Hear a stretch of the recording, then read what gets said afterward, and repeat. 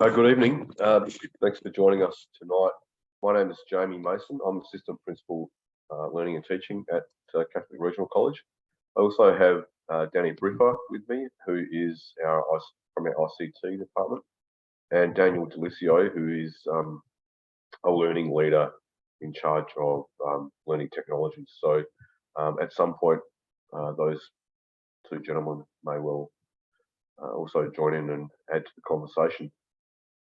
I don't envisage tonight being particularly long. What I would ask that if you have questions, you'll find, hopefully you can see the chat function in your on your screen. And if you have a question, we'd be more than happy to take questions at the end. And Danny Briffa, who's with us, he will also talk a little bit about issues around connecting to Seqta. So yeah, as I said, the main purpose of tonight really is just to introduce you to our learning platform and show you a couple of things that both from a student perspective, a teacher perspective, and of course, from a parent perspective. I have asked and sought permission from Ty Henry and his family to share their screen, so you can see that I'm actually masquerading as Ty at the moment. I do have permission to do that. And so we might head into it. What you're looking at now is the student view from Seqta. So all students need to log on to Seqta every day, and you'll see the welcome page here. And there's also a calendar which we populate with school events. Importantly, from a student's point of view, you'll see their daily timetable, and we also always say that whatever is appearing on Seqta is where you need to be. So it may be over the course of the year, probably not so much now, but sometimes students do change classes and courses, and it is absolutely vital that they attend the lesson that is appearing on Seqta, because that's where they'll be marked either present or absent. And it also gives, as you'll see from the parent perspective, you'll also be able to see this, and you should also be able to get information around what students are doing over the course of a week. So if I go to Ty's parents view, which is Seqta Engage, which is what we're hoping all of you are able to link into, you'll see here there is a school calendar that forward projects 3 or 4 weeks, so you should be able to see the main school events that are happening over the course of that month. You'll also see here the daily notices as they appear to students. Some parents may well be interested in finding out what's happening in the school over the course of a day or a week. It's worth having a look at. And I guess from a learning and teaching point of view, what you should also be able to have a look at is any assessments that are coming up in your son or daughter's program. So for example, this student here is undertaking chemistry, English language, they have a home group, math methods, physics, and they have a couple of private studies. So for example, if I look at Ty's English language progress, you'll see that there is a number of, in fact, this one has a whole range of assessments, but clearly down here, what should be evident is a due date. Now, I have spoken to teachers about making sure that that information is correct. If there is issues around due dates, I would like to know so that we can tidy that up, but this looks like it's pretty good. So you'll see that if Ty and his parents are interested in what's coming up over the course of the next month or so in relation to this subject, you should see some due dates down here.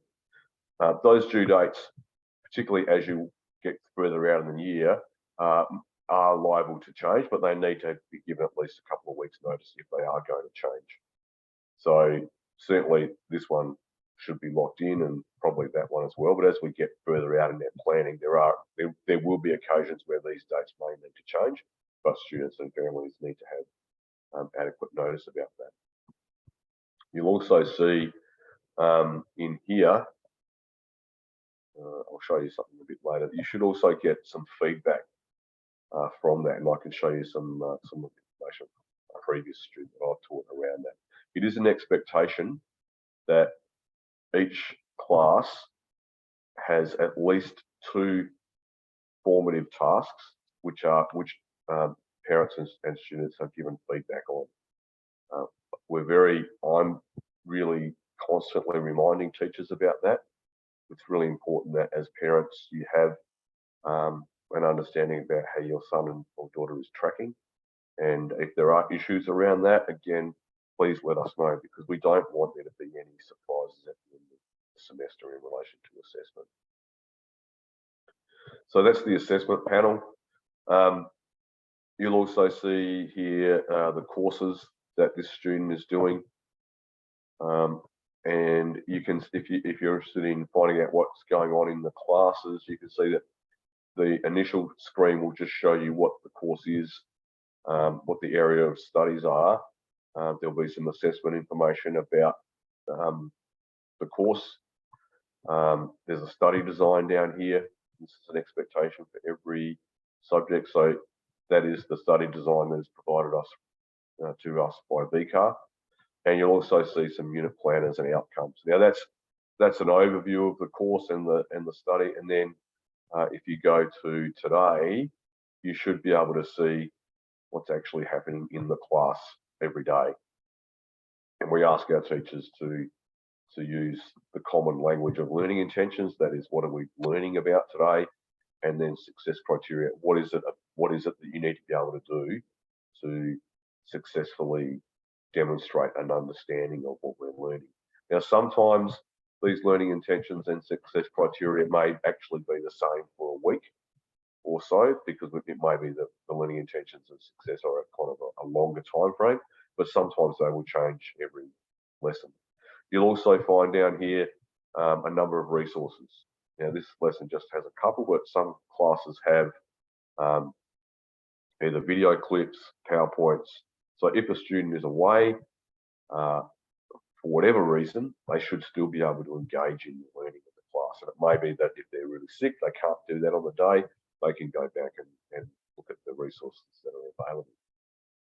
Again, if you or your son and daughter are having issues around that, please let us know, because we need to know that is not occurring. Go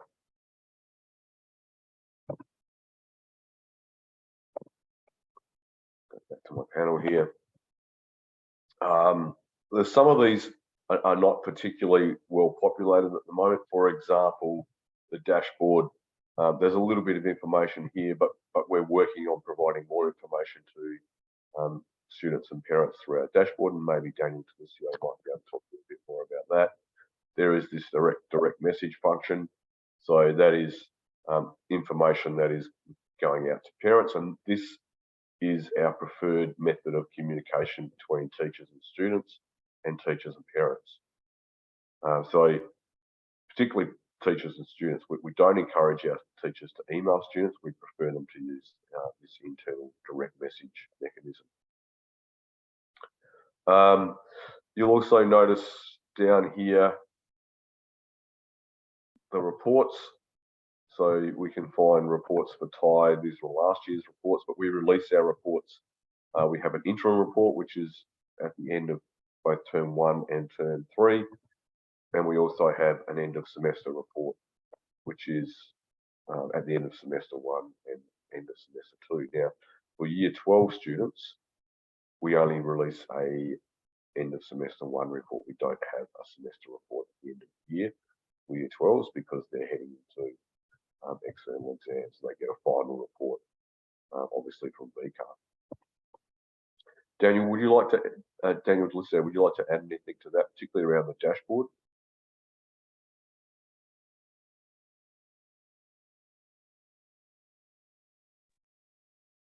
Sorry, Jamie, in regards to the dashboard, in what sense, you mean?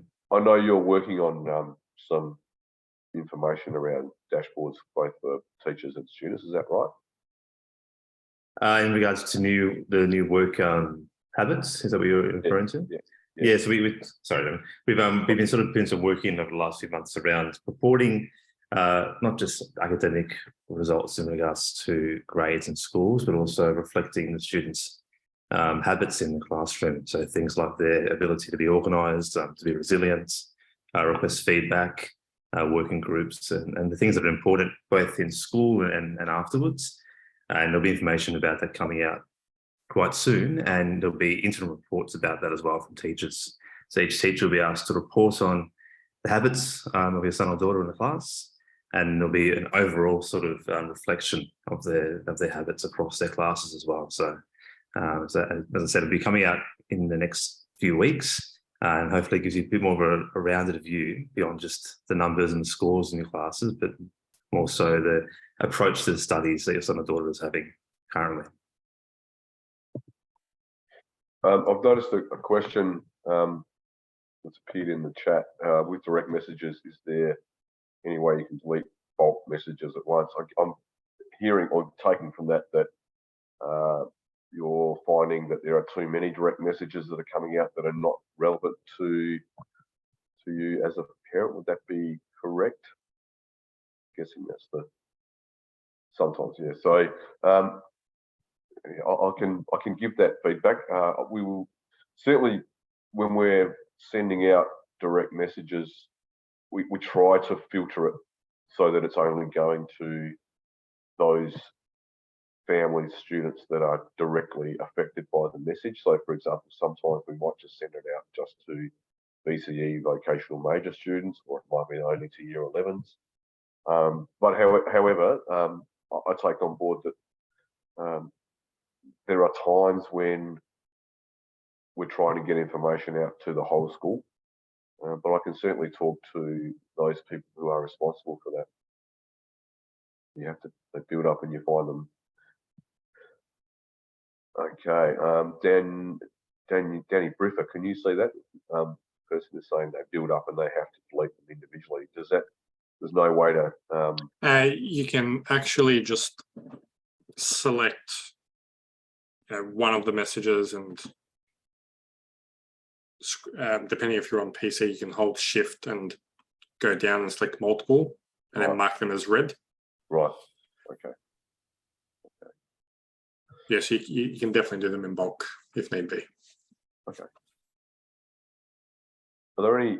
I guess I'd be kind of driven by those of you in the webinar now, if they're in relation to questions. But I can keep going through each of these functions. But if there's something that you would like me to elaborate on, or that you're not sure about, I'm kind of driven by you now, to be honest.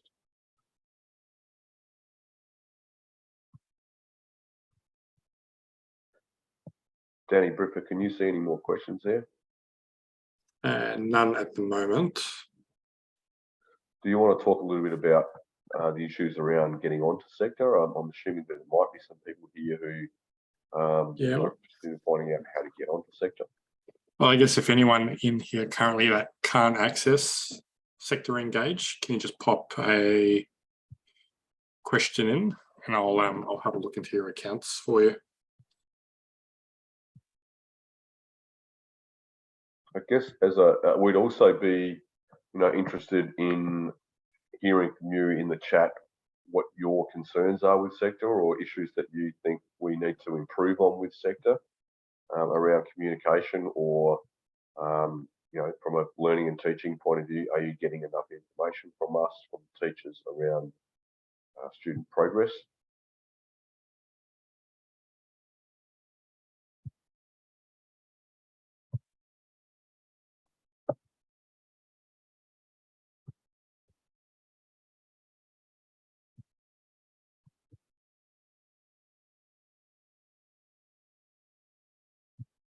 Any more questions coming in there, Danny? No. Okay. Well, I'm taking it that from there that we've given you the information that you require. I did say that it was going to be relatively short. Oh, here's another question that just popped up. Yeah, so thanks, Anita. The contact details, my details, finance and payment sections are empty. That is normal at this stage. we're not using those functions at the moment. However, I think in the medium term, that would be an area that certainly our administrative team would be looking to fix up. Danny, would that be correct? What details? Yeah, they might need to send an email to data. Yeah, but I think what it's saying is, and I'm going into this my details. They are empty at the moment, so parents can't update their details, and certainly there's nothing in there in relation to payments or finance. Yeah, I don't think that stuff gets populated until there is a need for it to be populated. Okay. So yeah, most of the time that will be blank. Okay. This is one here from a parent who can't access Seqta. Yep, I'm just having a look at that now. Nardella, she doesn't have a code. Excuse me.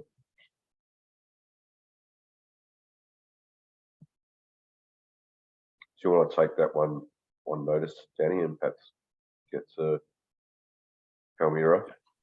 Yep, I'm actually just looking into it as we speak. Okay.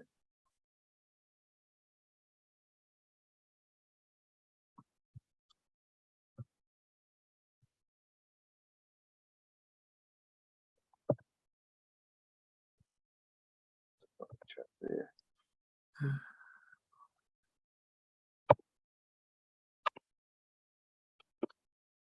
Okay.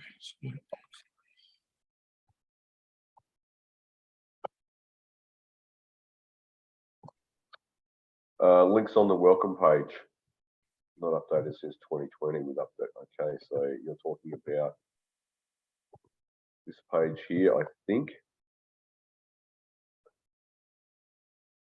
Okay, you're talking about these here, I'm imagining. So thanks for that. I'll talk to our the people responsible for that. So you're saying here the college newsletter, those things there. I'm assuming that's what you're talking about. Thanks for letting us know that. Palmyra, you should have received a welcome email from Seqta. And there's another one here from Jasmine Santiago. Hi, Jenny, could you please check my account? My email ad is, she's given me an email there. Can you see that one? Yeah, give me a moment.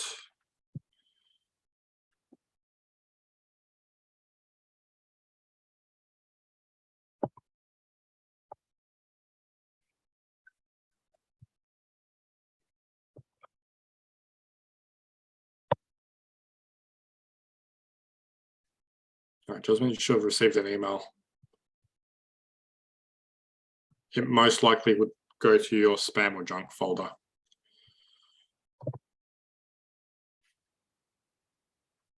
Yeah, Melissa, thanks for raising that issue. Certainly, again, I probably should know this, but I'm assuming that there are other ways that we're communicating the newsletter that is not via the Seqta welcome page. But I can let our the person in charge of this website let them know, and we can certainly update them.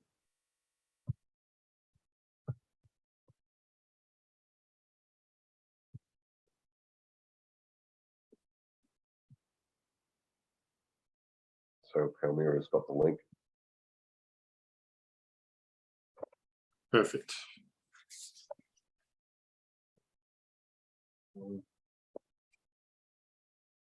Any more questions up there? With the welcome email that goes out, if you click on the QR code, that will auto set up the phone app for you as well.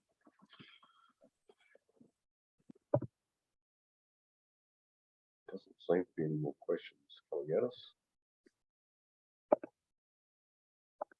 No.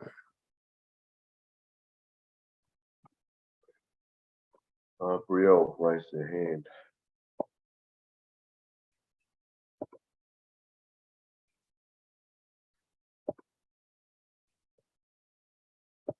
Okay, well, thank you very much for attending tonight. I hope that you've got something out of our presentation. Certainly, I've got a little bit of feedback from you around some issues that you're having. There will be a couple of other webinars that are run over the course of the next couple of weeks. I know that I'm running one on February the 27th, which is really about the VCE and the vocational major. And certainly if you're new to senior schooling, I really think that'll be one that's worth attending. What I'll be trying to do there is particularly explain things around the ATAR and how it's calculated, look at some of our reports, and look at the structure of the VC and what students need to do to successfully complete those. So if there are no further chats, and I'll just have another final check, we'll leave it there. Thank you very much for your attendance. I've just popped an email in to the chat also. So if you have any further technical inquiries, you can send them over to support@crcs.vic.edu.au. Great. Thanks again.